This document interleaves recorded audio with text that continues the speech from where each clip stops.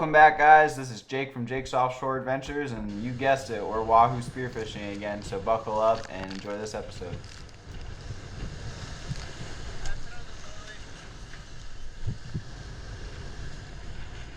So in this video, guys, we're going to be out for 4 days spearfishing Wahoo, doing a lot of recon for some upcoming trips. Unfortunately, on this day, I'm out here with Vlad, and we didn't see any Wahoo. We spent about 4 hours drifting and didn't see a single fish. Sometimes that's just how it goes, though. Wahoo spearfishing can be very difficult finding them just to begin with, and even connecting one is a challenge in itself.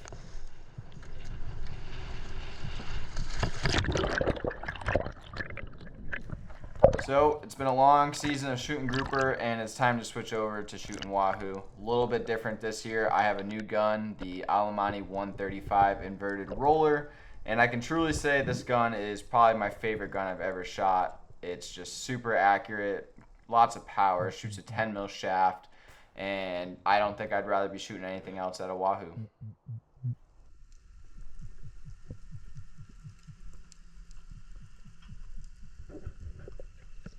So this is actually another day. We are out spearfishing a new site that I don't really spearfish very often for Wahoo, but we're giving it a try, checking all the conditions and all the wrecks. We have a couple charters coming up with my good friend Paul, and he wants to go out and shoot his first Wahoo, so we're doing a lot of recon this day, seeing where the fish are at.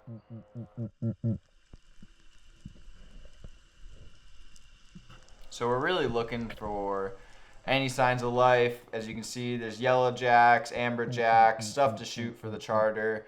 But we're just really looking. We didn't really have any meat in the boat at this point of the day, so as I was coming up from this dive, Joaquin, my buddy, decided to go down and shoot one of these yellow jacks.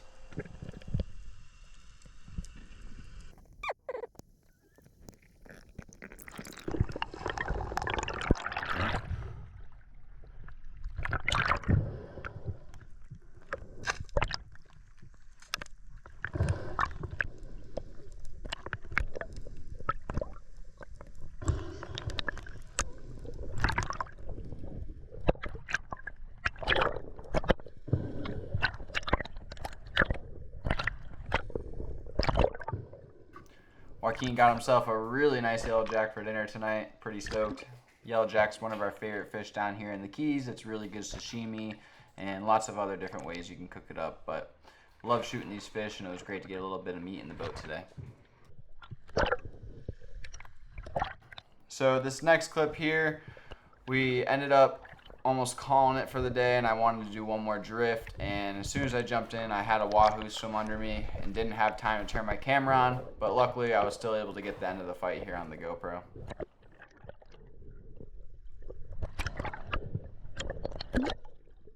It wasn't a very big one, but I knew the shot wasn't that good, so I kind of let it run more than it probably should have. Luckily there weren't any sharks in the area, so I just took my time with this one and brought it up to the surface.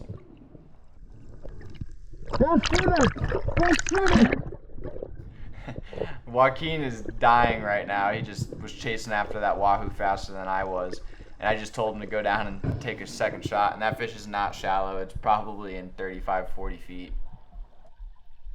Even though he got his heart rate up chasing that Wahoo, he was still able to make a real nice dive here and put a second shot, securing my Wahoo for the day.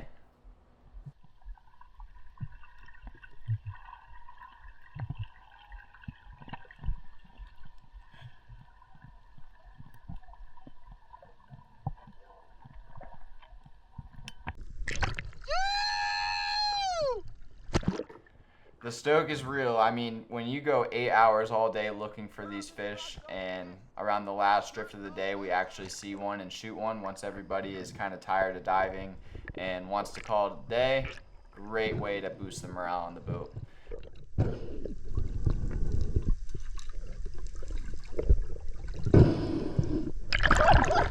My God, don't miss.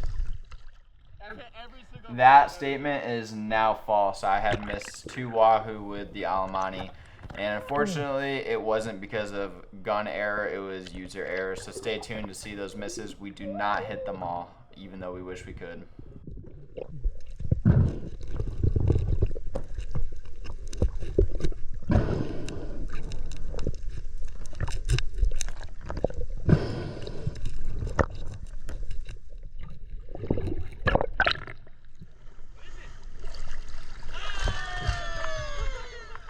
told you, it makes the boat go crazy. When you spend all day looking for these elusive fish and finally get one in the boat, it's a pretty awesome feeling for everybody. But coming up here, we have our Wahoo trip with Paul, really good customer of mine. He's always been wanting to spearfish a Wahoo and not much of a free diver. So to be able to get him on his first Wahoo this trip was awesome. Joaquin got some great footage of a double that we had on the second day. So here it is. Hope you guys enjoy. Yeah.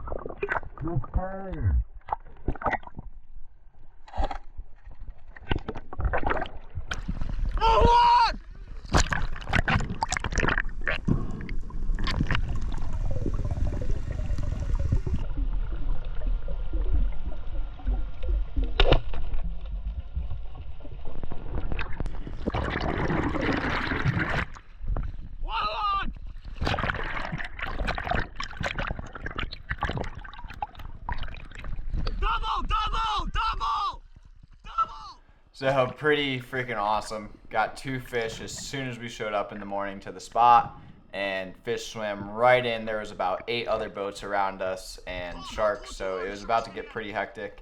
Here Paul's actually holding on to his fish, which is something you don't want to do when you shoot a Wahoo, especially with their soft meat. They like to rip out, so you want to let that fish run and tire out on that float before you start reeling them in.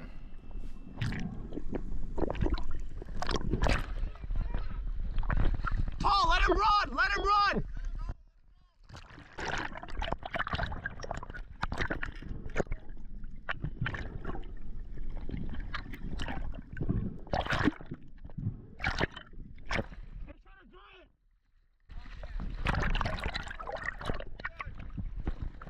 So right now is when it kind of gets a little hectic.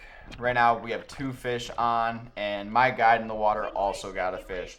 Paul kind of knew what to do going into it once he shot a fish, but sometimes when this happens, you know, things are going crazy and you just don't really know what to do. So Joaquin ended up going to fight his, and I ended up reeling in Paul's fish from the boat on the float.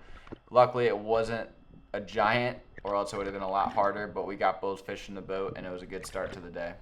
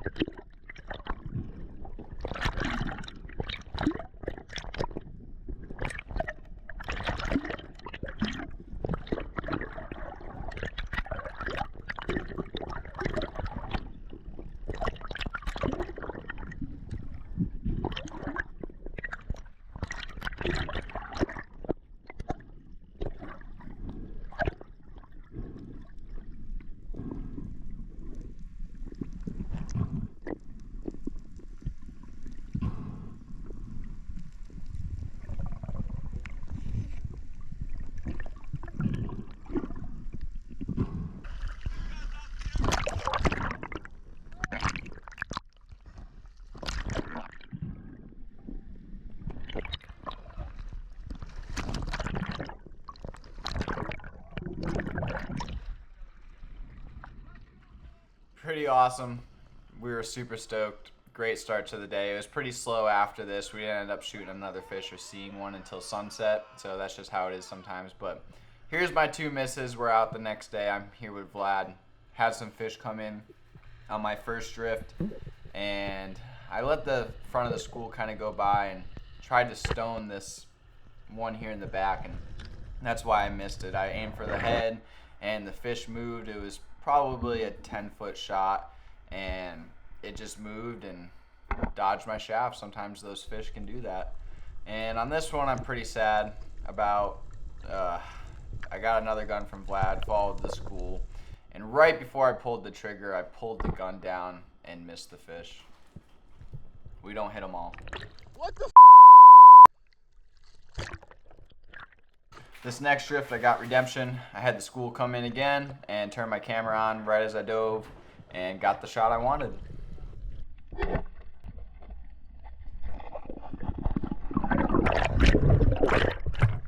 shot!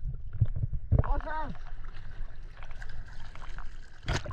So at this point, I didn't think the fish was as big as it was.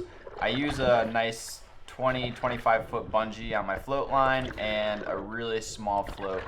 Just because in the Keys, we don't really see a lot of fish over 50 pounds. So when we're actually shooting wahoo, I like to have a smaller float so there's less chance of that fish ripping out when we shoot smaller ones. But as you can see here, I figure out pretty quickly that this fish is pretty big.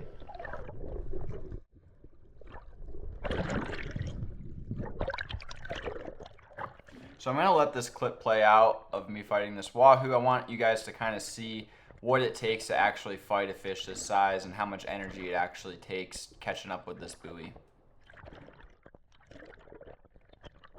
I am going to fast forward through part of it once I actually do catch up to the buoy. It does take off and go underwater quite a few times, but I want you guys to kind of see this fight. This is going to be close to the end of the video, so I hope you guys enjoy the rest of this fight, and this is truly a fish of a lifetime. And remember, you guys can come down with me, call and book anytime, and we'll get you guys on your first wahoo.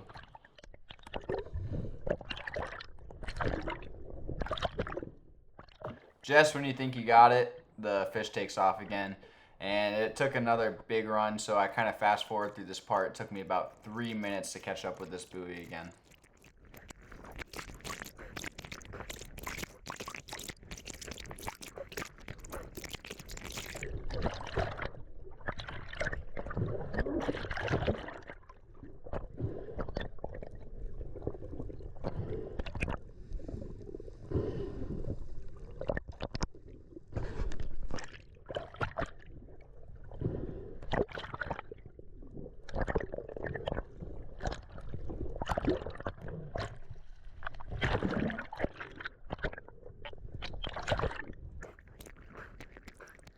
So as I'm pulling this fish up, I actually see a shark come up following it. There's a few in the area. I seen a few after I shot the fish. This one decided he wanted to try to make a move on the fish. You can see him chasing my wahoo up to the surface. At this point, I tell Vlad to drive around with the boat in a low RPMs, try to push that shark down. It doesn't always work, but when you're diving alone, which I don't recommend, and sharks show up, your buddy on the boat can actually help you a little bit, try to fend off those sharks.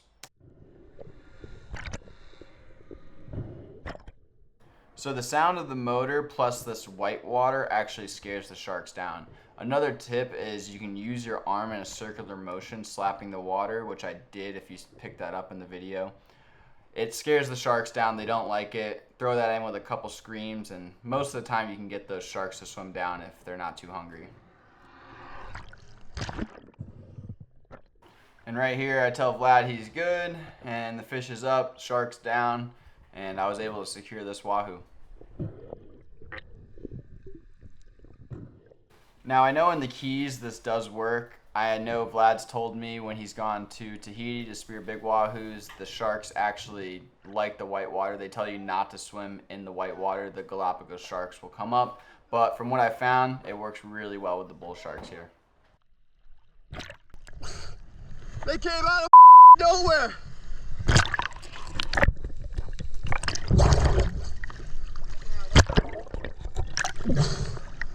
Oh yeah. That's a 50. That was the small one, dude. It looked like 30. What's going on with this?